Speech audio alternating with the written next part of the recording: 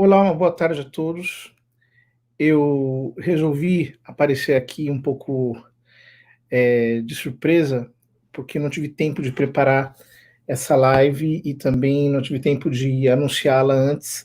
Estou aproveitando o primeiro momento que eu posso para poder conversar sobre um assunto muito importante que está para ser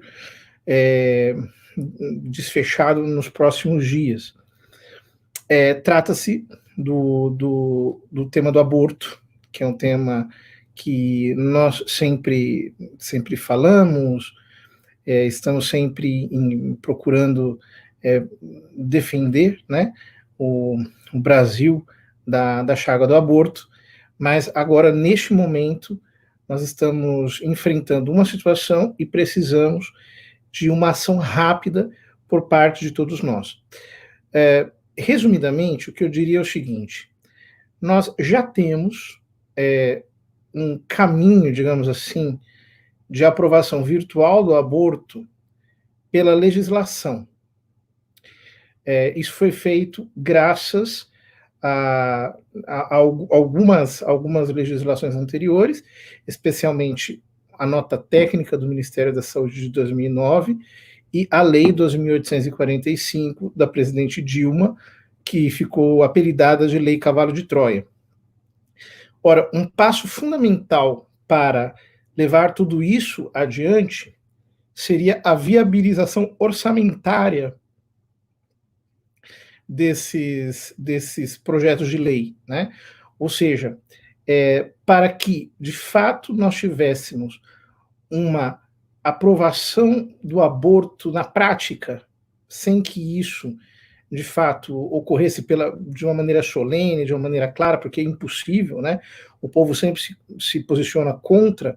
Então, para que houvesse uma aprovação do aborto efetiva, seria necessário dar esse segundo passo, que é a viabilização orçamentária. E é isso que pode acontecer a qualquer momento, graças a um pacote de leis que estão em tramitação no Congresso Nacional e que efetivamente podem causar aí a aprovação efetiva do aborto, sem que se utilize a palavra aborto.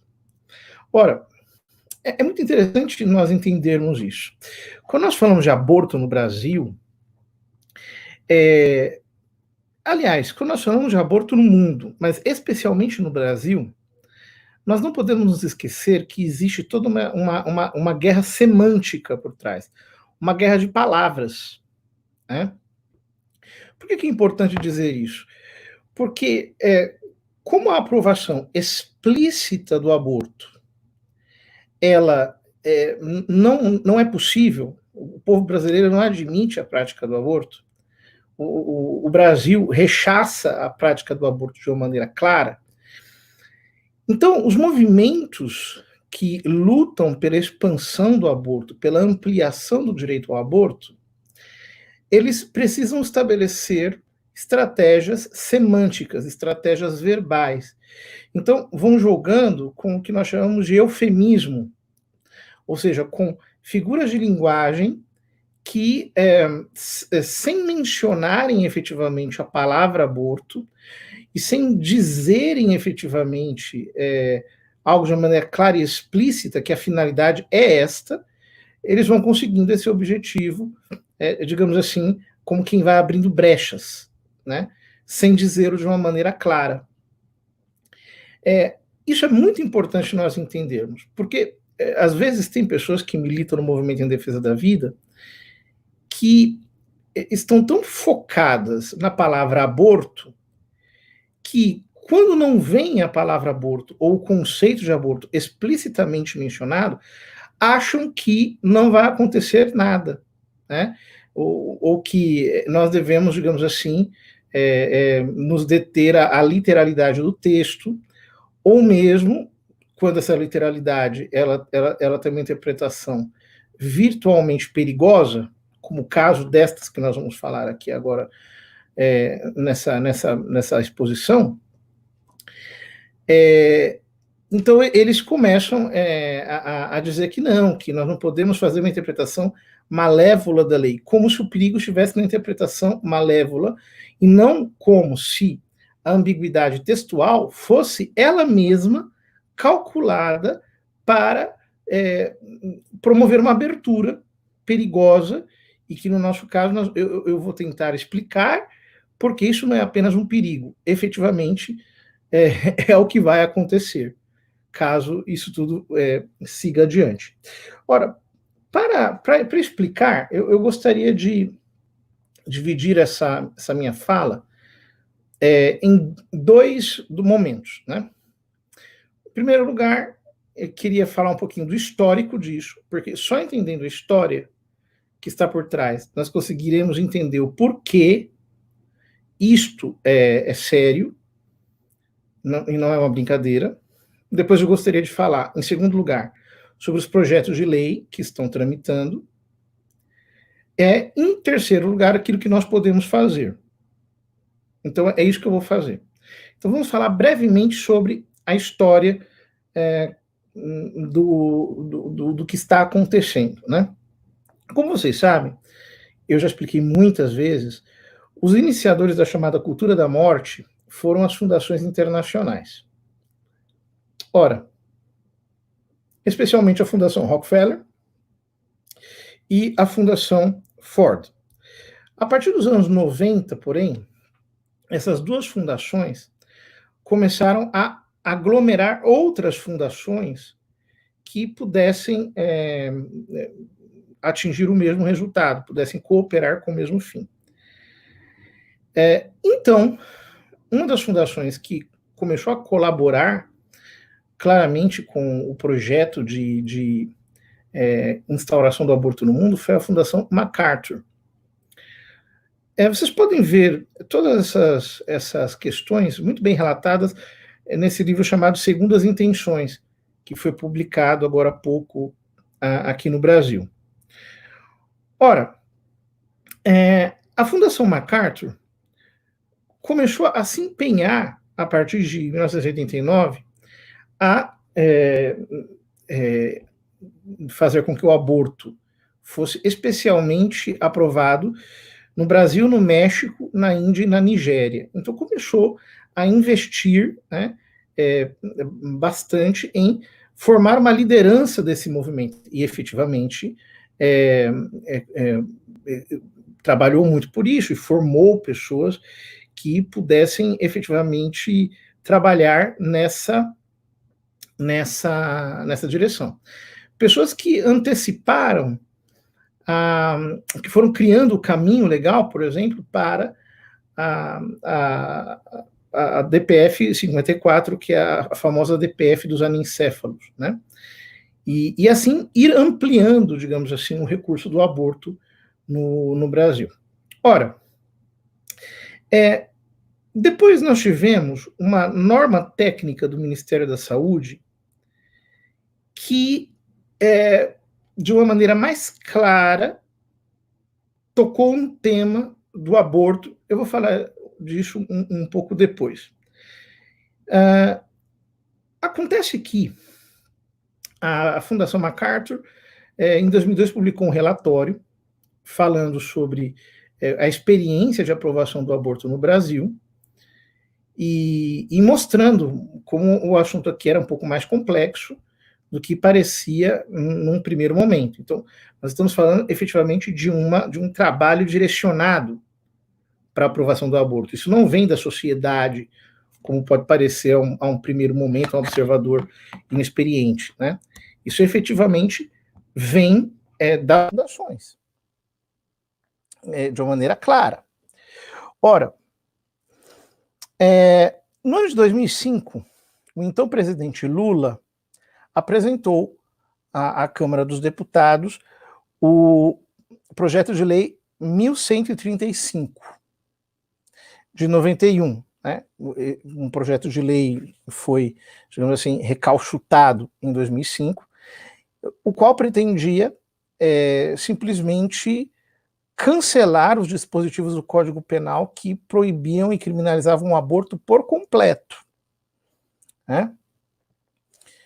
Ora, o projeto de lei foi à votação em 2007 e foi derrotado tanto na Comissão de Seguridade Social e Família, quanto na Comissão de Constitucionalidade e Justiça da Câmara dos Deputados. Ora, logo em seguida, e tudo isso graças à intervenção do povo. O povo teve um papel decisivo nisso. A sociedade se manifestou e rechaçou o aborto de uma maneira forte. Ora, logo depois disso, o Lula criou uma comissão de estudiosos, um grupo de estudos, né, para que pudessem entender por que o aborto não foi aprovado no Brasil em 2007.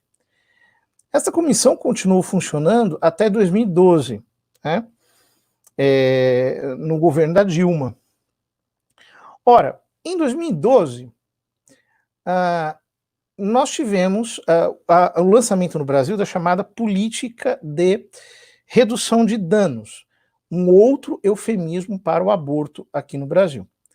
A política de redução de danos, ela pretendia fazer o quê? Pretendia fazer com que os agentes de saúde orientassem as mulheres a começarem um aborto medicamentoso em casa e depois elas concluírem esse aborto no hospital, porque elas já estariam, digamos assim, em processo de abortamento, né? Eles utilizavam a desculpa de que isto não seria um aborto induzido, mas seria como que um aborto seguro. Simplesmente o que o Ministério, aliás, o que os agentes de saúde estariam fazendo seria apenas ajudar a mulher a que não procedesse a um aborto inseguro e morresse em casa. Na época, nós tivemos vários parlamentares em favor da vida que se manifestaram de maneira forte, corajosa, exigiram do Ministério da Saúde prestação de contas, denúncia detalhada de tudo que estava sendo realizado, e a denúncia decisiva partiu do Regional Sul 1 da CNBB, que lançou um documento chamado, maio de 2012, a Nova Estratégia Mundial da Cultura da Morte. Este documento da CNBB efetivamente rasgou, digamos, o verbo, né? Deixou a coisa desmascarada e, obviamente, isso causou obstáculos sérios para que se levasse adiante aquele protocolo da chamada redução de danos. Ora, em 2013, porém, aconteceu algo traumático, né? Nós tivemos a tramitação em regime de extrema urgência do chamado PL 3 de 2013, né, que foi apresentado no Dia da Mulher e foi no mesmo dia levado ao plenário da Câmara, do Senado, foi votado a toque de caixa e já foi encaminhado para sanção. Dia 8 de março de 2013. Tudo isso, assim, numa espécie de golpe, que a coisa foi feita sem ninguém perceber. Como se fosse apenas uma lei de proteção para as mulheres que sofriam violência.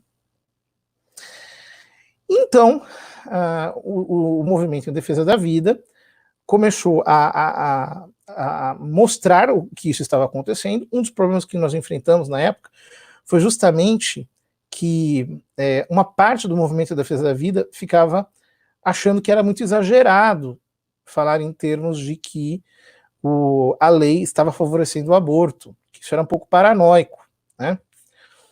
E essa divisão interna do movimento em defesa da vida foi o que levou à sanção total do projeto no dia 3 de agosto de 2013, um dia depois do Papa Francisco sair do Brasil, pela então presidente Dilma Rousseff. A Lei 12.845, que ficou conhecida como Lei Cavalo de Troia, né?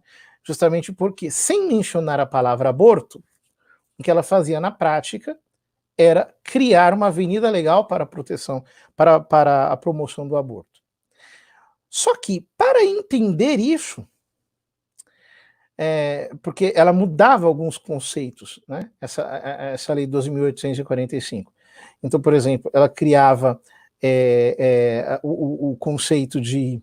Mudava o conceito de violência sexual, né? Mudava o conceito de que a mulher deveria ter um atendimento emergencial. Esse atendimento emergencial é entendido em termos muito amplos, muito ambíguos.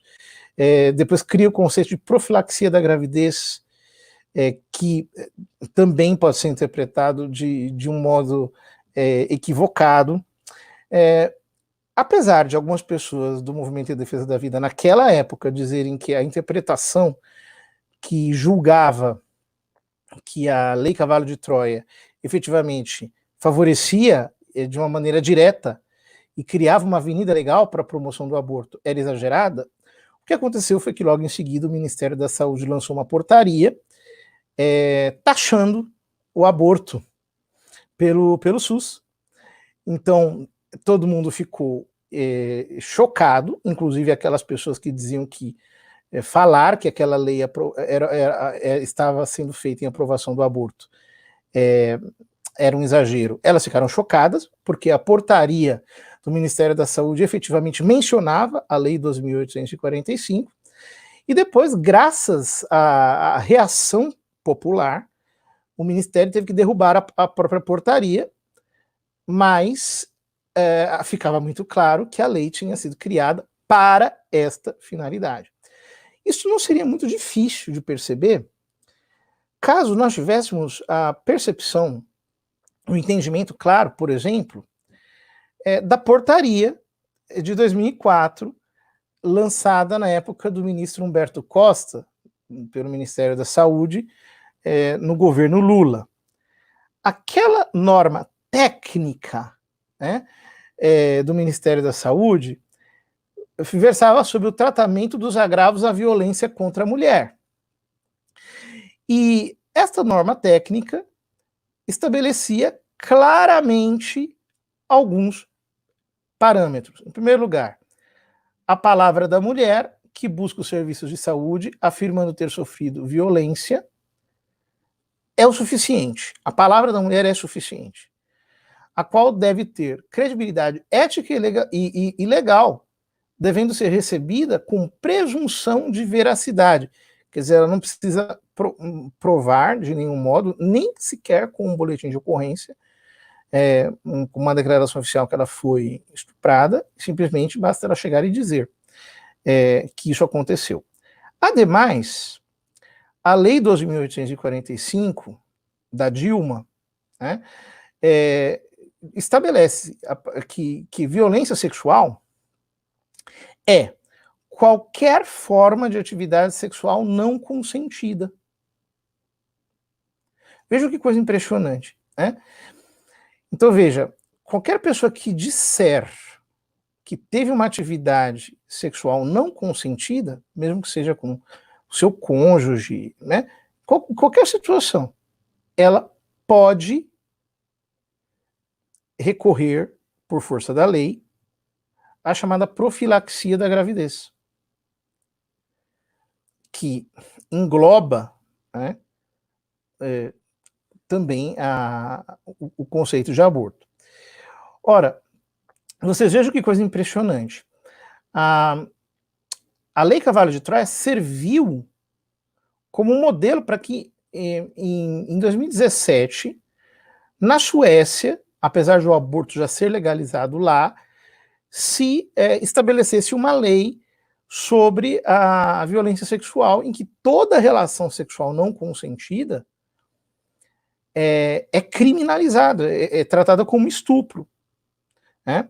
De tal modo que, inclusive, na Suécia, isso é levado muito, muito, muito a ferro e fogo, de tal modo que se deve presumir, inclusive, que a pessoa não queira o ato sexual se ela não manifestar de uma maneira totalmente explícita, né? Inclusive, criou-se um aplicativo para que a pessoa pudesse dar o consentimento e a outra parte não fosse acusada de violência. Olha o absurdo. Só que isto não adiantou na Suécia. Por quê? A Suécia é o país europeu com maior número de estupros. E mesmo o aborto sendo legalizado na Suécia, a Suécia é o país europeu com maior número de estupros, aliás, com maior número de abortos, abaixo da Rússia. O que desmonta a ideia de que a aprovação do aborto diminui o aborto, né? E tem mais um agravante ainda, que na Suécia a lei da violência sexual só vale para os suecos. Então, se a pessoa for estuprada por um migrante, por exemplo, e acusar o migrante, ela pode ser vítima de um processo por racismo. Quer dizer que a lei só vale realmente para os suecos, e é uma lei assim tão pesada como essa, né? Ou seja, o aborto ali é fruto de toda uma construção de uma engenharia social que não vem aqui ao caso agora, né? Então vejam, com a política de redução de danos, a qual recebeu um respaldo legal extraordinário com a Lei Cavalo de Troia, a Lei 12.845, né? Qual é o passo seguinte para você ampliar o aborto no país, né? E mais do que ampliar, é mais do que isso, né? Para você viabilizar mesmo a prática do aborto com o respaldo dessa lei. O passo seguinte é você criar uma lei orçamentária, um projeto de lei que preveja um grande orçamento para, digamos, as iniciativas contra a violência contra as mulheres, né?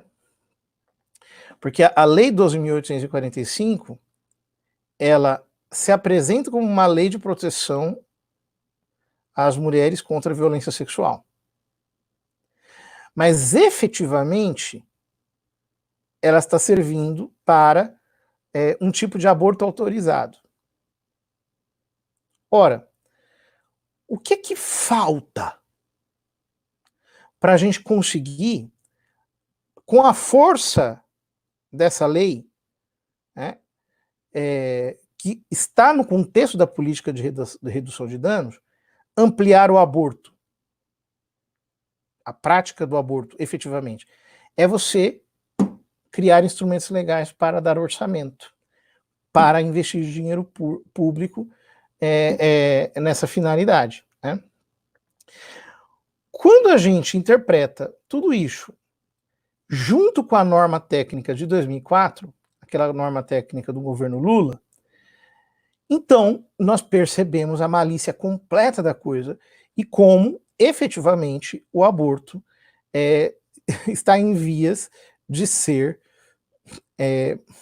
extremamente levado a cabo no Brasil. É um caminho novo para a implementação do aborto, para a implantação do aborto. É um caminho que ele não é direto, ele é oblíquo, né?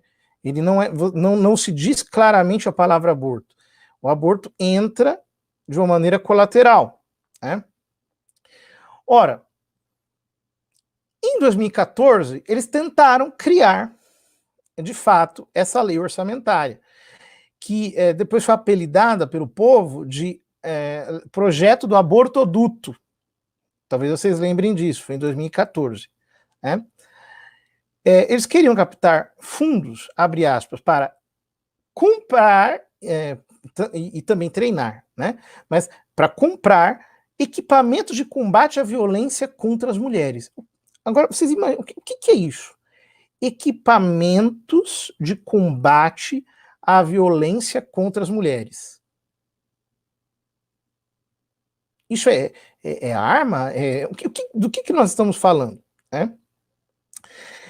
Então, a primeira coisa que a administração hospitalar nunca tinha ouvido falar disso. Quer dizer, um hospital agora vai ter um equipamento de combate à proteção das mulheres. É, é uma linguagem completamente ambígua, né? E depois, esse projeto do abortoduto também queria criar um fundo nacional de enfrentamento à violência contra as mulheres, o fundo, né? É que era, digamos assim, o objetivo, né? Ora, então, alguns parlamentares que defendem a vida deram a ideia de colocar uma emenda naquele projeto que dizia o seguinte: nenhum dos recursos especificados no projeto a ser aprovado pode ser aplicado em equipamentos, serviços ou atividades que envolvam direto ou indiretamente o aborto provocado. E assim, tampariam essa brecha para o aborto, numa lei tão assim ambígua como essa. Ora, quando isso aconteceu, as deputadas da bancada feminista recusaram-se a aceitar a emenda e preferiram retirar o projeto de pauta, e o projeto está fora de pauta até hoje. Ele foi tirado de pauta. No dia 21 de fevereiro de 2017, foi aquela noite, né? Houve toda aquela discussão, tarde da noite, foi retirado de pauta e nunca mais foi apresentado. Ora, qual que é o momento adequado para fazer isso? É justamente o momento de uma pandemia, em que todas as pessoas estão preocupadas com a difusão do vírus, estão preocupadas, trancadas nas suas casas, olhando os noticiários, acompanhando problemas assim políticos, né, que estão acontecendo, de instabilidade, etc. Tal. Esse é o momento adequado para fazer isso. E, efetivamente, é o que está acontecendo. Nós temos alguns projetos de lei que estão sendo tramitados agora e que podem ser votados assim esta semana. É isso que está acontecendo. O primeiro que eu gostaria de comentar é o projeto 1552, né? São de autoria de 5 deputados, que são Sâmia Bonfim, do PSOL de São Paulo, Davi Miranda, do PSOL do Rio de Janeiro, Fernanda Melchiona, do PSOL do Rio Grande do Sul, Talíria Petroni, do PSOL do Rio de Janeiro, e Luiz Erundina, do PSOL de São Paulo. E outros também que apresentaram, que apresentaram neste ano, né? O projeto está pronto, vai entrar no plenário da Câmara a qualquer momento, em regime de urgência, e pode ser, inclusive, votado agora nessa quarta-feira, né? O PL 1552, ele, abre aspas, considerando o estado de calamidade pública reconhecido pelo Decreto Legislativo número 6, de 20 de março de 2020, quer dizer, por causa da pandemia, pretende utilizar, abre aspas, os recursos do Fundo Nacional de Segurança Pública, estabelecido pela Lei número 13.756, de dezembro de 2018, para financiar, abre aspas, serviços de acolhimento institucional às mulheres em situação de violência. Ou seja, o projeto ele pretende ser emergencial apenas para o período de pandemia, só que ele pode ser prorrogado, né? Inclusive tem gente falando que a pandemia vai durar, tem duração indeterminada, né? Bom, e no parágrafo 2 do artigo 4, diz que enquanto durar a pandemia, abre aspas, é indispensável, aliás, é dispensável a licitação para obras, serviços, compras e locações de imóveis contratados em cumprimento das medidas previstas nessa lei. Vocês estão vendo o que está acontecendo em alguns lugares aqui no Brasil, em que se dispensou a licitação, e o que está acontecendo? irregularidades, desvios de verbas públicas. Né? Ora, quando a gente lembra que na Lei Cavalo de Troia é apresentado como violência sexual, como estupro, qualquer forma de atividade não sexual, aliás, de atividade sexual não consentida, então vocês imaginem o que se está abrindo aqui de campo para que aconteça uma desgraça. Né? Ou seja,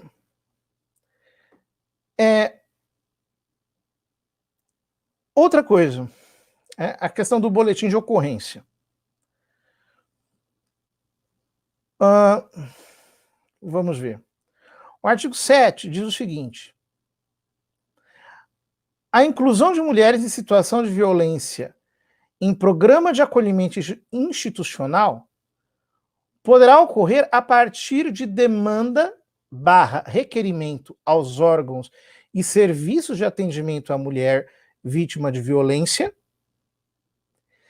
em momento anterior à lavradura do boletim de ocorrência e a colheita de provas que exija a presença física da ofendida. Ou seja, aqui o que o projeto de lei está dizendo é que no momento anterior à lavradura do boletim de ocorrência, a mulher já pode ser, digamos, levada para um lugar sigiloso por esse serviço de atendimento à mulher vítima de violência. Ora, a Dilma tinha criado um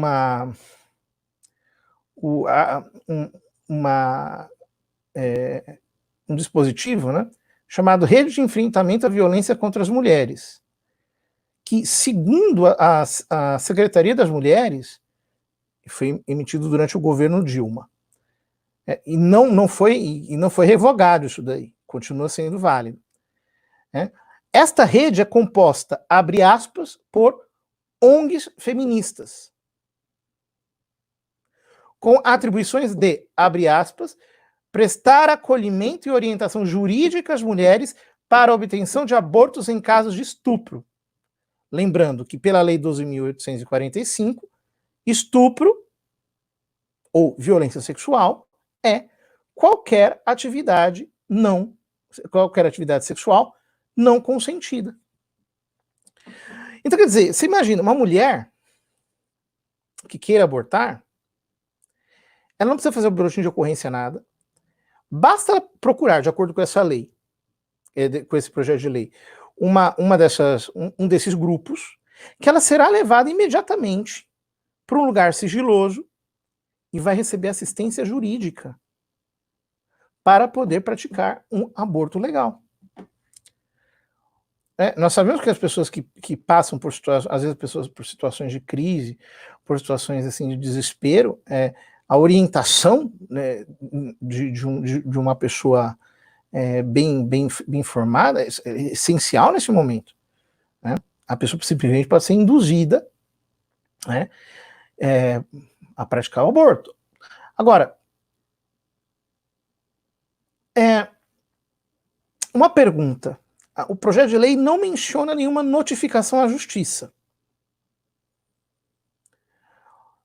E isso é muito sério, porque vocês vejam o seguinte, há uma lei, que é a Lei 13.718, de 2018, que foi aprovada no Congresso Nacional e sancionada pela Presidência da República,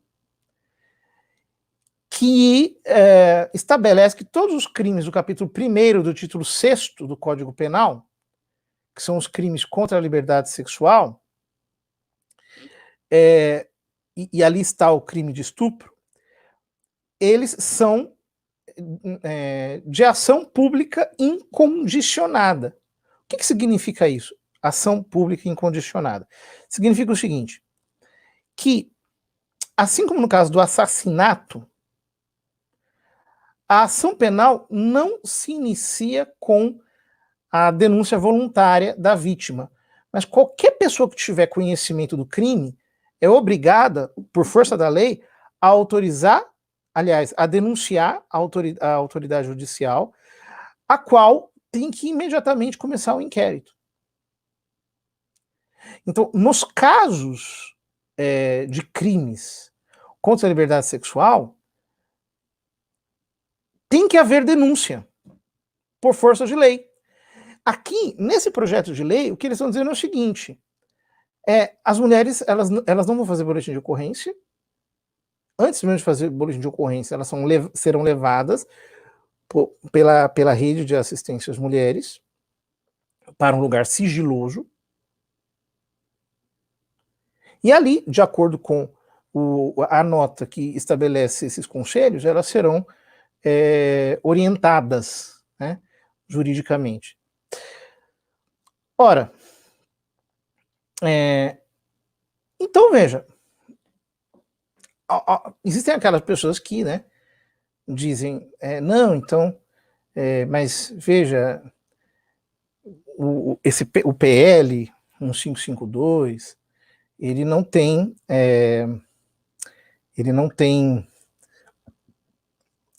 finalidade de promover o aborto, é apenas uma lei para proteção das mulheres em caso de violência sexual, porque durante o tempo da pandemia o número de violência sexual está aumentando muito, etc. Então tudo bem, coloquem lá no PL 1552 um artigo que diga explicitamente que nenhum desses recursos poderão ser usados para o aborto provocado. Faça como foi feito em 2014. Vamos tapar essa brecha, então? Se a finalidade não é aprovar o aborto, não é favorecer o aborto, então vamos tapar esse furo? Que tal? E também vamos colocar lá a obrigatoriedade do boletim de ocorrência, porque o estuprador tem que ser inquirido. Não pode ficar solto. Ele precisa ser chamado em questão, chamado em causa. Né? Há um segundo projeto de lei, que é o projeto de lei 1458 de 2020, que podem ser votados na próxima quarta-feira, né, dia de São João Batista, nascimento de São João. Esse projeto de lei, a ele estão apensados vários projetos de lei, né? E, aliás, há um projeto de lei, que é o 1444, no qual este 1458 está pensado. É um projeto de lei da Érica Cocai, do PT do Distrito Federal. E nos artigos 2 e 3, nós temos alguns elementos que são muito parecidos com daquele projeto de lei que foi apelidado de abortoduto, de 2014. Então, alguns deles, né? Que a mulher vítima de violência tenha acesso a equipamentos de proteção individual em caso de abuso sexual.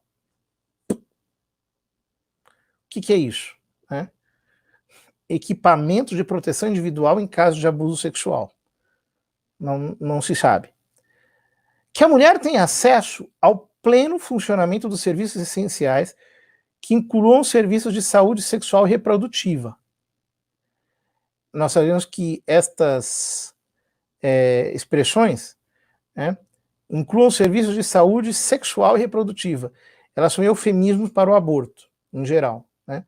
Para não se falar aborto, fala em saúde sexual e reprodutiva. Depois, que seja criada uma linha telefônica exclusiva para atendimento psicológico das mulheres vítimas de violência, dentro de um conjunto articulado de ações em colaboração com iniciativas não governamentais. Ou seja, que as mulheres sejam atendidas pelas ONGs psicologicamente, né? pelas ONGs feministas. O que vai dar isso, hein?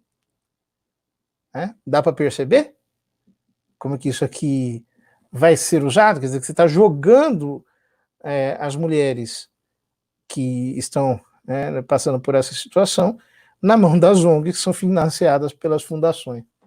Que maravilha, né? Quer dizer, absurdo. Qualquer um pode enxergar isso daqui. Depois, nós temos um outro projeto de lei, que é o projeto de lei 1444, de 2020, de autoria da deputada Alice Portugal, do PCdoB da Bahia. Também temos o PL 2013, que é idêntico ao 1444, só que tem como autoras, além da Alice Portugal, também a Jandira Fegali, que é do PCdoB do Rio de Janeiro. Ora, a deputada Dorinha Rezende, que é líder da bancada feminina da Câmara dos Deputados, protocolou a tramitação em pedido de urgência do PL 2013 para quarta-feira agora, para ser votado, junto com os apensados a ele. E esse PL prevê fundos extraordinários para o combate à violência contra a mulher, especificando o que eles chamam, entre aspas, de atendimento integral à mulher em centros especializados para o aborto. E agora vem aquilo que eu mencionei lá no começo, quando eu falei da norma técnica de 2004 do Ministério da Saúde, na época do Humberto Costa. Diz o seguinte, quando fala do atendimento integral em caso de violência, ele fala de modo a incluir, entre aspas, o encaminhamento para o aborto em caso de gravidez resultante de estupro ou, por analogia, qualquer outra forma de violência sexual. Quer dizer, a norma técnica de 2004 já previa isso aqui. Quer dizer, prevê o aborto. Quando fala atendimento integral, a norma técnica explica o que é atendimento integral. Fala ali encaminhamento para o aborto em caso de gravidez resultante por estupro ou, por analogia, por qualquer outra forma de violência sexual. Agora, o PL 144 prevê que, abre aspas, enquanto durar a emergência de saúde pública decorrente da pandemia do coronavírus, a União, o Distrito Federal, os estados e os municípios deverão estabelecer medidas protetivas excepcionais para atender a mulher e filhos vítimas de violência doméstica e assegurar recursos extraordinários e emergenciais para garantir o funcionamento das casas-abrigo e dos centros de atendimento integral e multidisciplinares para mulheres. Constatada pela autoridade pública situações de agressão à mulher, o agressor deverá ser imediatamente retirado do convívio familiar. Na impossibilidade de cumprimento do dispositivo no parágrafo anterior, a mulher deverá ser imediatamente abrigada em casas-abrigo ou atendida ou centros de atendimento integral e multidisciplinares para a mulher.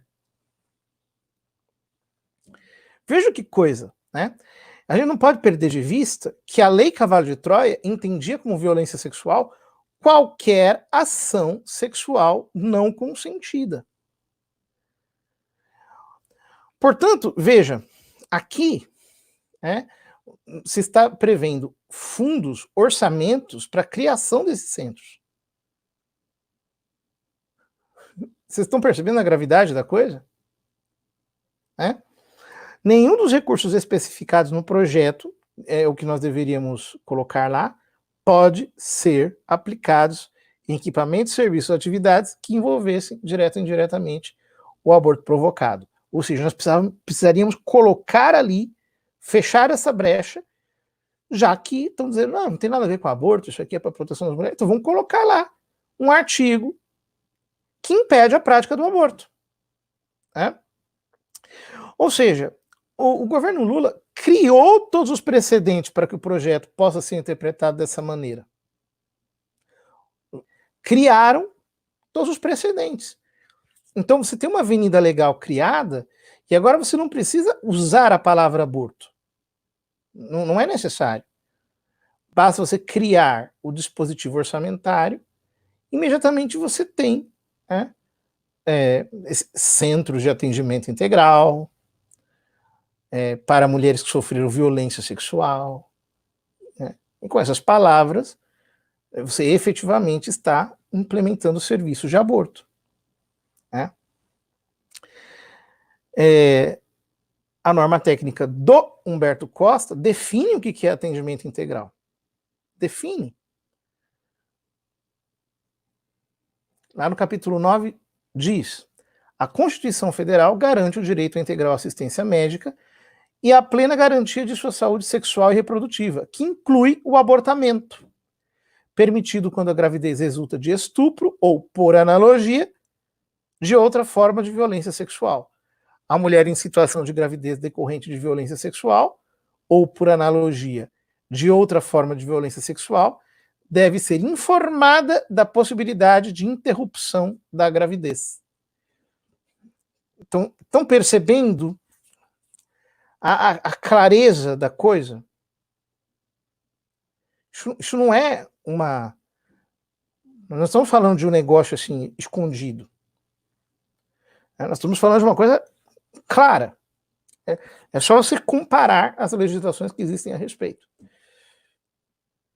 Então o pessoal que é pró-vida aí, vão cair das nuvens logo? Porque é isso que está acontecendo. O aborto pode ser simplesmente viabilizado de uma maneira legal sem que ele seja sequer tirado do Código Penal. A questão aqui não é simplesmente lei, texto de lei. Você cria brechas semânticas e o problema é que você está fazendo, são as ações concretas que estão sendo estabelecidas. Né? Termino dizendo o seguinte: o que nós temos que fazer? Eu acho que nós precisamos nos manifestar para os presidentes aí da Câmara, os líderes dos partidos, e explicar.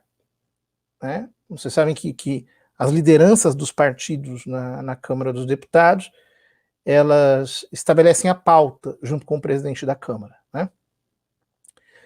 Então nós podemos ligar para eles, podemos mandar e-mails, né?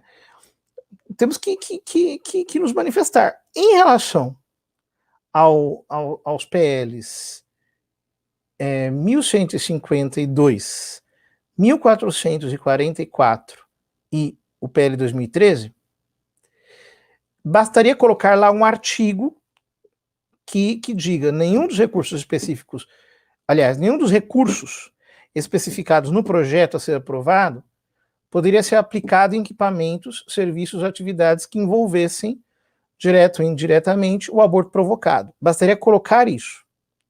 Você fecharia essa brecha.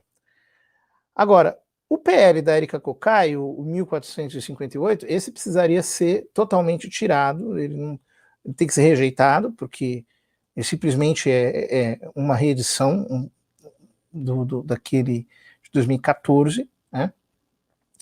E o PL 1552 também precisaria ser modificado no sentido de que se coloque ali a necessidade do boletim de ocorrência, porque nós não podemos proteger estupradores.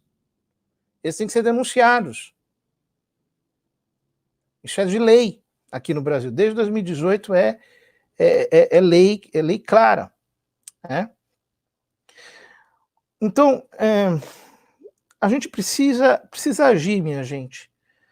E isso não é uma coisa assim... Algumas pessoas ficam assim, um pouco preocupadas. Poxa vida, quando é que isso vai acabar? Né? Isso aqui não vai acabar nunca. É um combate permanente. Esteja habituado a isso. Nós temos que saber que nós precisamos lutar pela vida, pela família, pela sociedade, pela fé, pelos nossos valores morais, enfim, por aquilo que é bom, sempre haverá pessoas que de algum modo vão querer subverter aí a ordem e fazer a vontade deles prevalecer. Mas eu quero te convocar nos próximos dias a se manifestar. Procure os meios para isso. Nós sabemos que as votações agora, durante o período da pandemia, são eletrônicas, então elas não estão acontecendo elas não são presenciais, né? Tudo está sendo votação eletrônica, o que pode facilitar a vida para essas pessoas que querem induzir aí um resultado, né? Mas nós não podemos cair naquela ingenuidade que nem menciona a palavra aborto, não está falando disso, né? Está falando de outra coisa.